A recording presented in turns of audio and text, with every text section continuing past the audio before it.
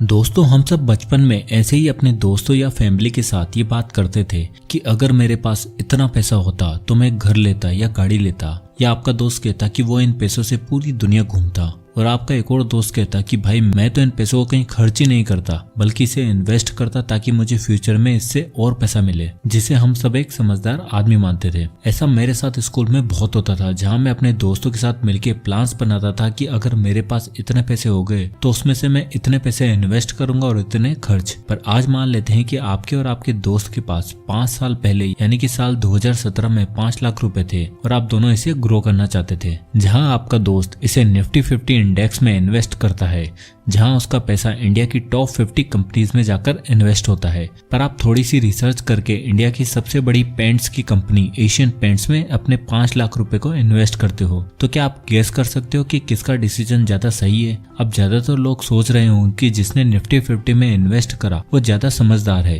क्योंकि market index को beat करना बहुत ही मुश्किल होता है। ये इंडिया की टॉप कंपनीज हैं जो डेफिनेटली अच्छे से रिटर्न देगी। बट रिजल्ट कुछ और ही है। जहां आपका दोस्त निफ्टी 50 में इन्वेस्ट करे हुए 5 लाख रुपए 9,78,750 रुपए हो जाते हैं, यानी निफ्टी से उसको लास्ट 5 साल में अराउंड 95% का रिटर्न मिलता है। पर आपके एशियन पेंट्स के 5 लाख रुपए के स्टॉक्स की वैल्यू आज 15,96,850 रुपए हो जाती है, यानी अपनी इन्वेस्टमेंट पर आपको टोटल 219% का रिटर्न मिलता है। ये पावर होती है सही बिजनेस को आइडेंटिफाई करके उनमें इन्वेस्ट करने की। पर सवाल तो ये है कि 5 साल पहले आपको पता कैसे चलता कि एशियन पेंट में इन्वेस्ट करने का सही टाइम है? अगर मैं कहूँ कि मेरे पास एक तरीका है जिससे कि आप कॉन्स्टेंटली मार्केट को बीट करके कई सालों तक स्टॉक मार्केट से अच्छे रिटर्न कमा सकते हो, जहाँ आप सेंसेक्स और निफ्टी से भी ज्यादा 4 से 5% के एक्स्ट्रा रिटर्न अर्न कर सकते हो। और साथ ही इस इन्वेस्टमेंट स्ट्रेटेजी में आपको कम से कम रिस्क मिलेगा और आपके पोर्टफोलियो की ओवरऑल वोलेटिलिटी भी कम रहेगी, यानी जब मार्केट ऊपर नीचे जाएगा तब भी आपको कोई चिंता करने की जरूरत नहीं रहेगी। Low risk road to stupendous wealth, जो इस बुक का सबटाइटल भी है, जिसकी समरी मैं आज आपको देने वाला हूँ, और इस बुक का नाम है कॉफी कैन इन्वेस्टिंग। अब जो मैं कह रहा हूँ ये सुनने में किसी लक्ष्मी चीट फंड की स्कीम जैसा लगता है, बट ये एक फुल प्रूफ इन्वेस्टिंग का मेथड है जिसे लेजेंडरी इन्वेस्टर वॉरेन बफेट भी यूज करते हैं, और ये वीडियो देखने के बाद आप भी सीख जाओगे। तो सबसे पहला लेसन आता है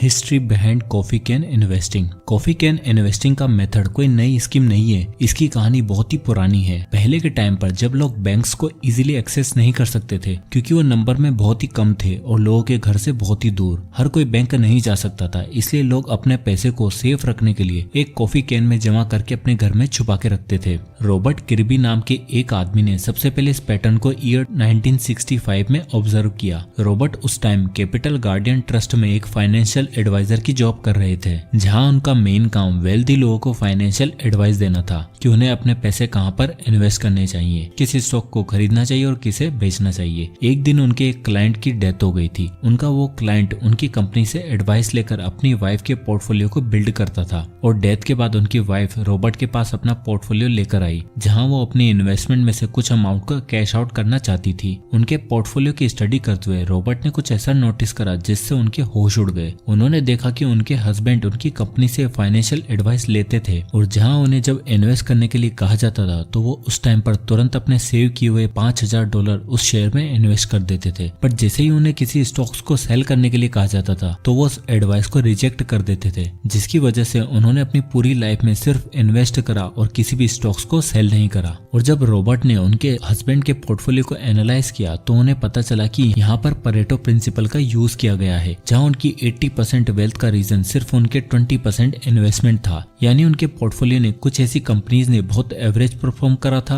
और कुछ कंपनीज 80% लॉस में थी, और कुछ कंपनीज तो बिल्कुल डेड हो चुकी थी। बट इससे उनके पोर्टफोलियो पर कोई खास फर्क नहीं पड़ा, क्योंकि उनके पोर्टफोलियो में से गिनी चुनी 2-3 कंपनियों ने उनको $100,000 of का रिटर्न दे दिया था, और उन्हीं में से एक जंबो इन्वेस्टमेंट भी थे जिसने उन्हें $8 लाख का रिटर्न दिया था। यानी इस एक कंपनी ने उनके एंटायर पोर्टफोलियो को बीट कर दिया था। किर्बी इस बाय एंड फॉरगेट अप्रोच से इतने ज्यादा इम्प्रेस हुए कि उन्होंने इस टर्म का नाम कॉफी कैन पोर्टफोलियो रख दिया। उनके हस्बैंड ने सिर्फ इतना करा कि वो इन्वेस्ट करके भूल चुके थे, और जब कई सालों बाद उनके पोर्टफोलियो को देखा गया तो इनकी छोटी सी इन्वेस्टमेंट मिलियंस ऑफ डॉलर्स में कन्वर्ट हो चुकी थी। अब आता है दूसरा lesson, coffee can portfolio in India. इस बुक के author Saurabh Mukherjee Marcellus investment managers के फाउंडर एंड सीईओ हैं। ईयर 2018 में सौरभ मुखर्जी जब एम्बिट कैपिटल के सीईओ थे थे तो वो अपनी टीम के साथ एक रिसर्च प्रोजेक्ट पर काम कर रहे थे, जहां उनका गोल ये था कि वो ये जानना चाहते थे कि coffee can portfolio Indian stock market में कैसा परफॉर्म करता है। जहां उन्होंने अपनी टीम के साथ ये पता लगाया कि ये मेथड इंडियन स्टॉक मार्केट में बहुत ही ज्यादा एक्स्ट्रा ऑर्डिनरी रिजल्ट ला रहा है, जिसका मतलब कोई भी एवरेज इंसान आसानी से सेंसेक्स और निफ्टी इंडेक्स को बीट कर सकता है। और साथ ही जब मार्केट डाउन होती है तो वो अपने पोर्टफोलियो की वोलेटिलिटी को भी बहुत अच्छे से कंट्रोल कर सकते हैं। और साथ ही साथ अगर आपको और भी अच्छे रिटर्न्स लाने हैं तो आपको अपनी फाइनेंशियल नॉलेज को बढ़ाने पर ध्यान देना चाहिए। और मैं खुद टाइम टू टाइम अपनी फाइनेंशियल नॉलेज को इंक्रीज करने के लिए बुक्स रीड करते रहता हूँ और सजेस्ट करूंगा कि आप भी बुक्स को रीड करिए। और अगर आपको बुक्स रीड करने में थोड़ी प्रॉब्लम होती है तो आप ऑडियो बुक सुन सकते हैं। और ये वाली बुक कॉफी कैन इन्वेस्टिंग की बुक समरी में ऑडियो वर्जन में सुन रहा हूँ कुको एफएम के प्लेटफॉर्म पर। ये इंडिया का लीडिंग ऑडियो बुक प्लेटफॉर्म है जहाँ पर आपको 1000 आवर से भी ज्यादा का कंटेंट मिल जाएगा। और कुको एफएम पर आपको हर लैंग्वेज में ऑडियो बुक मिल जाएगी, तो आप अपनी मनपसंद भाषा में ऑडियो बुक सुन सकते हैं। और मेरी कुछ मनी से रिलेटेड फेवरेट बुक जैसे कि the Psychology of Money and Rich Dad and Poor Dad, इन सब की बुक समरी आप ऑडियो वर्जन में सुन सकते हैं। और होली के इस मौके पर कुको एफएम एक ऑफर लेकर आया है जिसकी टैगलाइन है नॉलेज के रंग कुको एफएम के संग।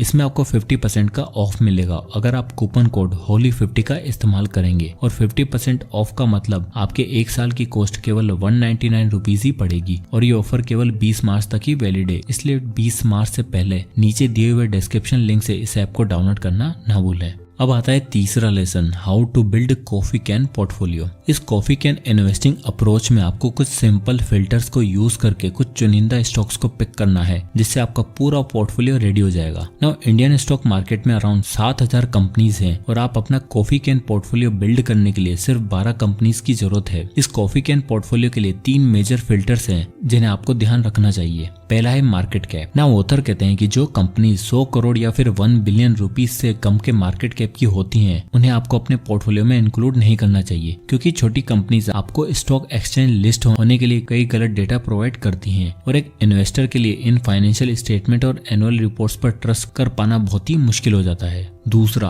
ROCE, return on capital employed. ROCE यानी रिटर्न ऑन कैपिटल एम्प्लॉयड, इसे हम किसी भी कंपनी की प्रॉफिटेबिलिटी का अंदाजा लगा सकते हैं। सिंपल भाषा में इसका मतलब है कि किसी कंपनी में आप अपना पैसा इन्वेस्ट कर रहे हो तो वो कंपनी टोटल इन्वेस्टमेंट से कितना प्रॉफिट जनरेट कर रही है। जितना ज्यादा उस कंपनी का ROCE होगा, उस कंपनी की उतनी ज्यादा बिजनेस में ग्रोथ होगी। और आपका कॉफी कैन पोर्टफोलियो के लिए किसी भी कंपनी का मिनिमम ROCE 15% होना ही चाहिए। Third, annual growth rate. Nominal GDP growth में हम किसी भी कंट्री की इकोनॉमी की ग्रोथ देखते हैं जिसमें इन्फ्लेशन को कंसीडर नहीं करते। यानी अगर हम इंडिया में इन्फ्लेशन को हटा दे तो इंडिया की जीडीपी अराउंड 13.8% से ग्रो हो रही है। और अगर आप टॉप 1% कंपनीज में सेफली अपना पैसा इन्वेस्ट करना चाहते हो तो उसे एनुअली एटलीस्ट अपनी कंट्री की नॉमिनल जीडीपी ग्रोथ को मैच करना चाहिए। इसलिए उन कंपनीज को देखे जो पिछले 10 सालों से हर साल 10% से ग्रो हो रही हैं। नाउ ऑथर कहते हैं कि कॉफी कैन पोर्टफोलियो बिल्ड करने के लिए आप उस कंपनी के मार्केट शेयर को देखो जो कि मिनिमम 100 करोड़ का होना चाहिए। नेक्स्ट, उसके फाइनेंशियल डेटा देखते टाइम बस उस कंपनी के ROCE पर नजर डालो जो कि लास्ट 10 सालों में कम से कम 15% होना चाहिए। और लास्ट ये देखो कि 10 सालों में वो कंपनी कितने ग्रोथ रेट से ग्रो हो रही है जो कि मिनिमम 10% होना चाहिए। अब आता है लेसन नंबर 4,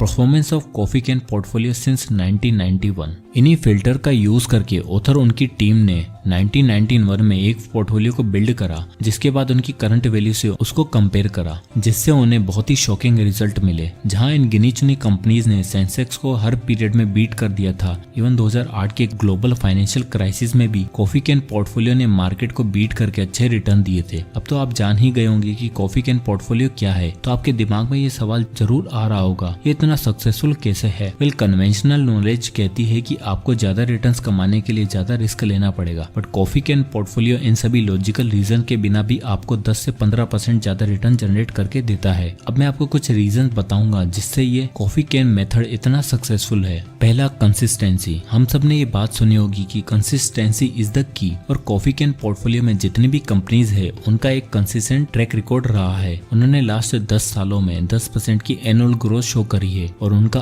ROCE अराउंड 15% के आसपास ही रहा है। देखने में काफी इजी टारगेट लगता है जिसे कोई भी बिजनेस अपने बेटर मैनेजमेंट, एक अच्छे प्रोडक्ट और मार्केटिंग के साथ अचीव कर सकता है, but in the long term ये टारगेट अचीव करना बहुत ही ज्यादा मुश्किल हो जाता है। इनफैक्ट स्टॉक मार्केट में 7000 कंपनीज में से 99.8% कंपनीज इन टारगेट को अचीव नहीं कर पाती हैं। यानी आप जिन कंपनीज में इन्वेस्ट कर रहे हो वो टॉप 1% हैं जिन्होंने कई डेकेड से अपने प्रोडक्ट्स और अपनी सर्विसेज से अपने कस्टमर को सेटिस्फाइड रखा है। दूसरा, डोमिनेट। सीसीपी कंपनीज अपनी इंडस्ट्री को डोमिनेट करती हैं। अगर कोई कंपनी ईयरली अपने प्रॉफिट को इंक्रीज करते जा रही है, अपना रेवेन्यू बढ़ाते जा रही है और अपने शेयर होल्डर्स को प्रॉफिट भी दे रही है, तो उस कंपनी की तरफ नेचुरली लोग अट्रैक्ट होने लगते हैं। उनका कस्टमर बेस बढ़ता जाता है जिससे वो मार्केट लीडर बन जाती है। फॉर एग्जाम्पल, मैरिको जैसे 1990 में एस्टेब्लिश किया गया था, जो आज के टाइम पर coconut and refined edible oil की मार्केट को डोमिनेट कर रही है। अगर आप इस कंपनी को नहीं जानते हो तो आपने कभी ना कभी पैराशूट कोकोनट ऑयल को जरूर यूज करा होगा। इस प्रोडक्ट को मैन्युफैक्चर करने वाली कंपनी मैरिको ही है, जिसका कोकोनट ऑयल के मार्केट शेयर 59% है। नेक्स्ट है आईटीसी कंपनी। इसके कई प्रोडक्ट आप यूज करते होंगे या जानते होंगे। जब बात होती है लीगल सिगरेट सेल और टैबेको प्रोडक्ट्स को सेल करने की, आईटीसी उसमें 80% मार्केट शेयर के साथ इंडस्ट्री को डोमिनेट करती है। और ऐसी कंपनी जब आप अपने सीसीपी पोर्टफोलियो में ऐड करते हो, जिस सिंगल कंपनी पर पूरी इंडस्ट्री डिपेंड करती है, जिसके रातों रात बंद होना नियरली इम्पॉसिबल है, और साथ ही जो कंपनी अपनी इंडस्ट्री को डोमिनेट कर रही है वो किसी और कंपनी को मार्केट में जगह बनाने नहीं देती। इसलिए बड़ी कंपनी और भी बड़ी होती जाती है और न जाने कितनी छोटी कंपनी आती हैं और चली जाती हैं। इसलिए जब आप मार्केट लीडर में इन्वेस्ट करते हो तो आप सुकून की नींद सो सकते हो, जहां ऑटोमेटिकली आपका पैसा ग्रो होने लगता है। अब आता है third point, winners always cancel out the losers. Imagine आपके पास चॉइस है कि आप अपने 3000 रुपए किन्हीं 3 कंपनीज में इन्वेस्ट कर सकते हो, और आप हजार रुपए करके 3 अलग अलग कंपनीज में इन्वेस्ट कर देते हो। और अब आपकी पहली कंपनी ए बहुत ही ज्यादा सक्सेसफुल हो जाती है, जिसका आपको 20% से भी ज्यादा का कंपाउंड रिटर्न यानी कि CAGR मिलता है। आपकी दूसरी कंपनी बी बहुत अच्छा परफॉर्म नहीं करती है, जिससे आपको एवरेज 13% रिटर्न मिलता है। पर आपकी थर्ड कंपनी सी कंप्लीटली फ्लॉप हो जाती है, जिसमें आपको 20% का लॉस देखने को मिलता है। आपके 1000 रुपए कम्प्लीटली डूब जाते हैं। तो आपको क्या लगता है कि आपका पोर्टफोलियो कैसा लग रहा होगा? क्या आपने सेंसेक्स और निफ्टी 50 के इंडेक्स को बीट करा होगा? वेल, ये सुनने में इम्पॉसिबल लगेगा, बट आपने इंडेक्स को बीट करने के बाद भी 4 से 5% ज्यादा का रिटर्न अर्न किया है। ये कैसे हुआ? वेल, जहाँ आपकी एक कंपनी बिल्कुल ही डूब गई, वहीं आपकी दूसरी कंपनी ने एवरेज 13% का रिटर्न और एक कंपनी ने एक्स्ट्रा ऑर्डिनरी 20% का रिटर्न दिया। तो इन दोनों कंपनी के रिटर्न को मिलाकर आराम से मार्केट को बीट कर दिया और आपको बहुत अच्छे रिटर्न भी कमा कर दिए। जैसे जैसे टाइम बीतता है, विनर कंपनीज और भी ज्यादा ग्रो करती जाती हैं, जो इतना ज्यादा ग्रो हो जाती हैं कि अपने पोर्टफोलियो में सिर्फ कुछ ही कंपनी से आपको एक्स्ट्रा ऑर्डिनरी रिटर्न मिलता है। बाकी कंपनीज अगर डेड भी हो जाती हैं तो भी आपको कोई नुकसान नहीं होता, क्योंकि विनर्स हमेशा लूजर्स को कैंसिल आउट कर देते हैं। Fourth point, A small note on expenses. आज के टाइम पर लॉन्ग टर्म की डेफिनेशन थोड़ी चेंज हो चुकी है, जहां लोग लॉन्ग टर्म का मतलब कुछ सालों को ही समझ लेते हैं, जिसके बाद वो अपनी इन्वेस्टमेंट सेल करके प्रॉफिट बुक कर लेंगे और न्यूज और मीडिया की बातों में आकर किसी ऐसी कंपनी के हॉट स्टॉक खरीदते हैं और प्रॉफिट होने के बाद उसे सेल भी कर देते हैं, जिसमें वो कभी भी एक्सपेंसेस को नोट नहीं करते। जहां आपको कोई भी प्रॉफिट हो या ना हो, जो भी स्टॉक सेल करने के लिए बोल रहा है उसको प्रॉफिट जरूर होगा। जैसे गवर्नमेंट आपसे 15% का long term capital gain tax लेगी, आपका ब्रोकर आपसे 1% चार्ज करेगा। ऐसे ही आप जब भी अपना स्टॉक सेल करोगे, आपका पोर्टफोलियो की वैल्यू कम होती जाती है। जहां अगर आप हर साल अपने स्टॉक को सेल करते हो तो वहां आपको प्रॉफिट तो मिलता हुआ दिखाई देता है, बट साथ ही आपके पोर्टफोलियो की एनुअल ग्रोथ में से अराउंड 2.5% वो कम कर देता है। जहां आपको पहले 15% का एनुअल रिटर्न मिल रहा होता है, वहीं इन एक्सपेंसेस की वजह से आपको 2.5% का रिटर्न कम मिलेगा, यानी 12.5% एनुअल रिटर्न। अब आप सोच रहे होंगे इस 2.5% से क्या फर्क पड़ता है? वेल, जस्ट इमेजिन आपने अपने 20th बर्थडे पर 1 लाख रुपए इन्वेस्ट करे और आप भूल गए, उनमें से कोई भी स्टॉक सेल नहीं करा, तो 15% के एनुअल रिटर्न के अकॉर्डिंग आपके पास अपने 60th बर्थडे पर जब आप अपने इस कॉफी कैन पोर्टफोलियो को देखोगे तो वो अमाउंट 2.67 करोड़ का बन चुका होगा, जिसे आप आराम से रिटायर भी हो सकते हो। वहीं अगर आप बीच बीच में अपने स्टॉक्स को सेल करते रहे तो ये 2.5% का एक्सपेंसेस आपको 12.5% का एनुअल रिटर्न देगा, जो आपके 68th बर्थडे पर आपको 1.11 करोड़ मिलेंगे। जस्ट इमेजिन आपने अपने पैसे आधे से भी कम कर दिए और इस बार बार खरीदने बेचने के चक्कर में आपने शॉर्ट टर्म में कुछ प्रॉफिट तो अर्न कर लिया, पर आपने अपने फ्यूचर में 1.56 करोड़ रुपए का लॉस करा लिया। इसलिए कॉफी कैन इन्वेस्टिंग का लास्ट रूल है कि अपनी सारी इन्वेस्टमेंट करने के बाद आपको इसे भूल जाना है और बहुत साल बीत जाने के बाद आपको अपनी इस इन्वेस्टमेंट के बारे में याद करना है, जो आपको ऐसी फीलिंग देगा जैसे मान लो आपकी लॉटरी लग गई हो। तो दोस्तों, ये थे कुछ इंपॉर्टेंट लेसन इस amazing book coffee can investing से। सो आई होप कि ये वीडियो आपको पसंद आया होगा, तो इसे लाइक करें और ज्यादा से ज्यादा लोगों तक इसे शेयर करें। और अगर आप किसी भी टॉपिक या बुक पर वीडियो चाहते हैं तो हमें कमेंट बॉक्स में कमेंट करके जरूर बताइएगा, मैं उस पर वीडियो बनाने की पूरी कोशिश करूंगा। तो मिलते हैं नेक्स्ट वीडियो में, तब तक के लिए जय हिंद।